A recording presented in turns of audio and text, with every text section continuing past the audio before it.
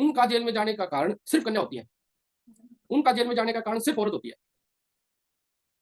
तो क्या किया?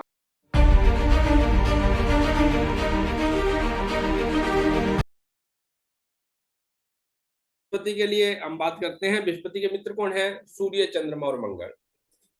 बुध और शुक्र दो इसके शत्रु हैं।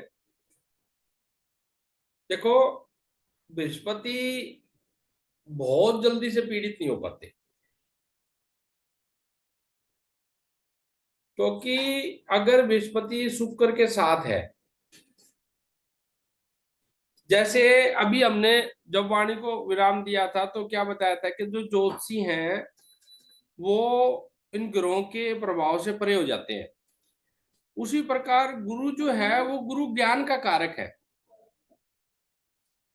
तो ज्ञानी आदमी को पीड़ा देना मूर्ख आदमी के बस की बात तो नहीं। ठीक है। दूसरा, शुक्र जो है वो भी ज्ञानी है, क्योंकि वो दैत्यों के गुरु हैं, ये देव के गुरु हैं।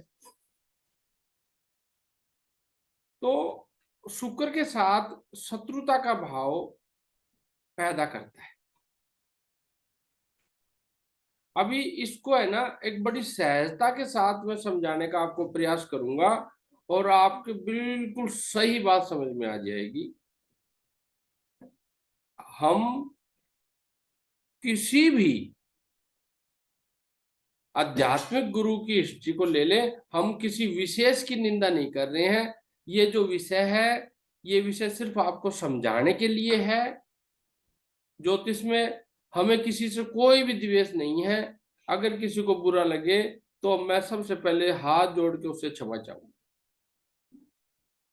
हम किसी भी आध्यात्मिक गुरु की बात कर ले, वो ना चोरी के केस में अंदर जाते हैं, ना लड़ाई झगड़े के केस में अंदर जाते हैं, ना और किसी कानूनी अपराध के चक्कर में वो जेल में जाते हैं।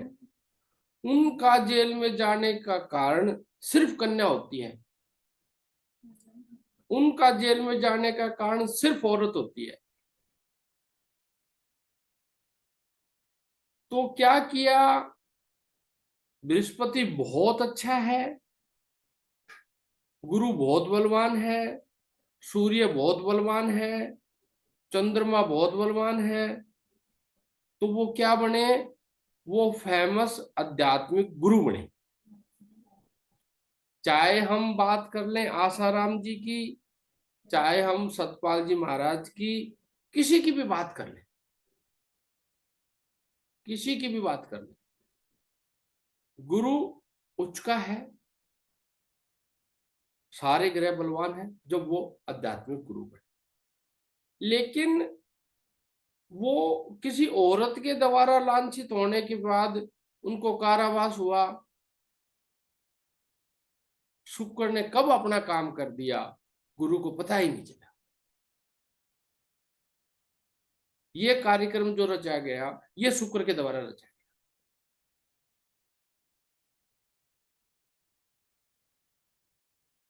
ठीक है। तो जब आपकी प्रतिष्ठा बहुत ऊंचाई पे हो तो आप सहजता से ये देख ले, क्या आपकी मनोवृत्ति के अंदर शुक्र ने काम करना स्टार्ट तो नहीं कर दिया?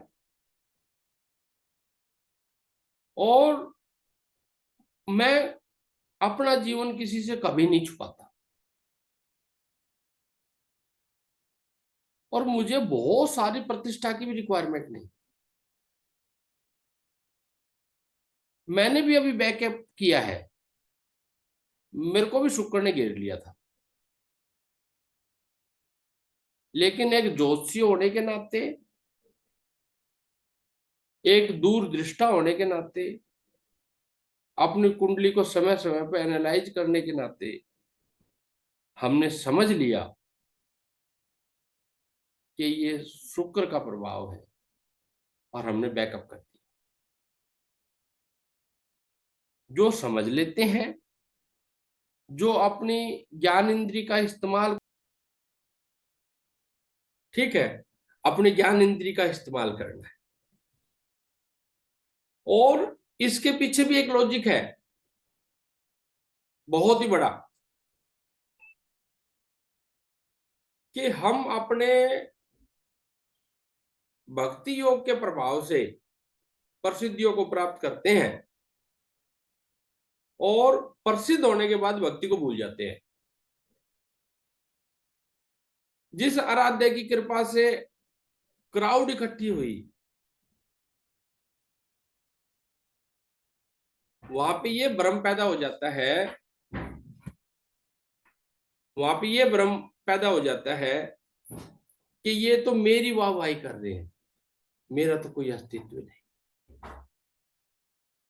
ये उस इष्ट की कृपा है जो भक्ति योग से प्राप्त हुआ था। तो हमें इस बात को बहुत अच्छे से समझना है, देखना है और सजग होकर चलना है। हम अपने टॉपिक में वापस आ जाते हैं कि मित्र है सूर्य, चंद्रमा और मंगल। बुध और शुक्र इसके शत्रु हैं। शुक्र बहुत ज्यादा नुकसान नहीं करता, लेकिन ये आग टॉप फ्लोर से धक्का देता है।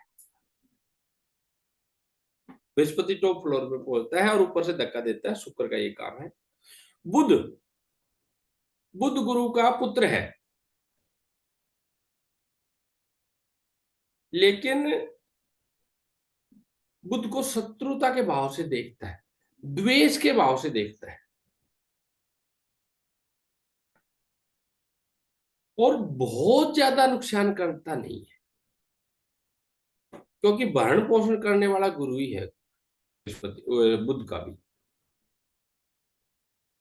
शत्रुता क्यों देखता है? क्यों? क्योंकि ये चंद्रमा की संतान है, गुरु पत्नी से पैदा है। तो जब अपनी पत्नी के पुत्र को, अब मेरी पत्नी का पुत्र है लेकिन मेरा पुत्र नहीं है, तो उसके साथ मेरे संबंध बहुत अच्छे नहीं होंगे।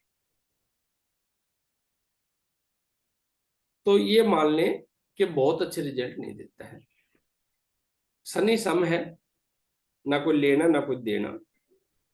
धनु और मीन राशि का ये स्वामी है, कर्क के अंदर ये उच्च का होता है,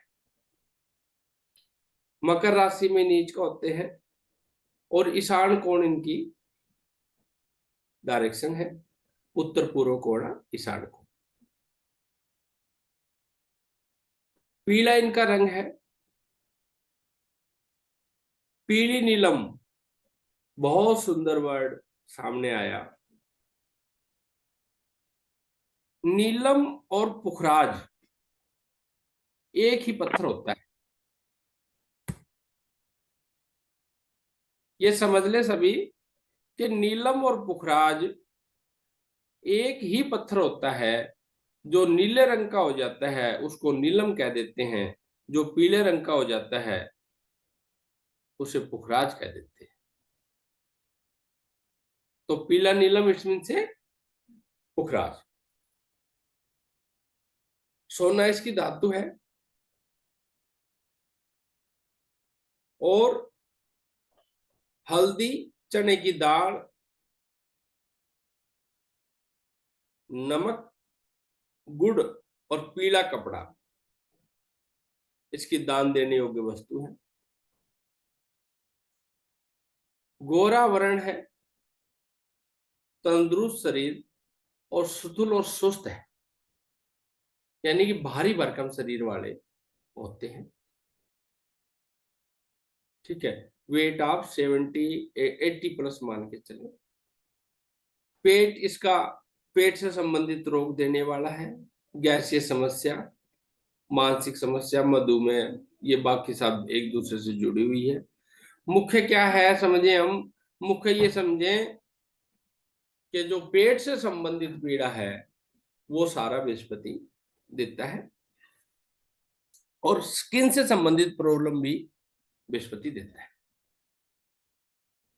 ठीक है, ज्ञान, बुद्धि,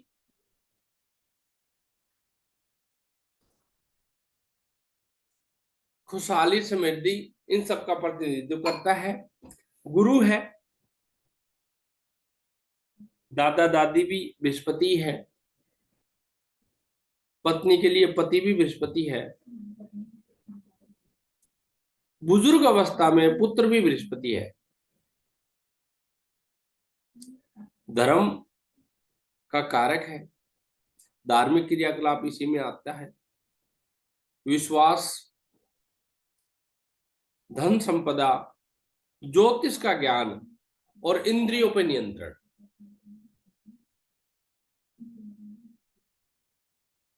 जब तक बृहस्पति अपना पूरा कार्य करेगा, जब तक उसका अपनी इंद्रियों पे पूरा कंट्रोल होगा।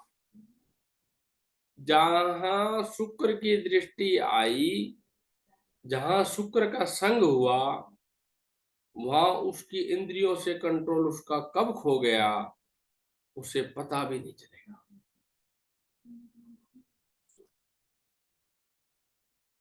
बहुत अच्छे वक्ता, दार्शनिक, अध्यापक, न्यायाधीश,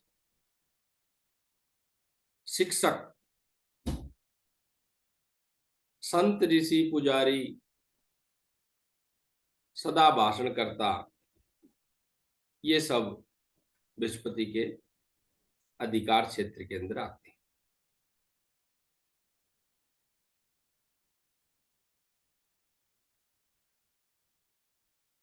ये हमने बृहस्पति के बारे में आपको बताया। ठीक है, बृहस्पति से संबंधित किसी का कोई भी प्रश्न हो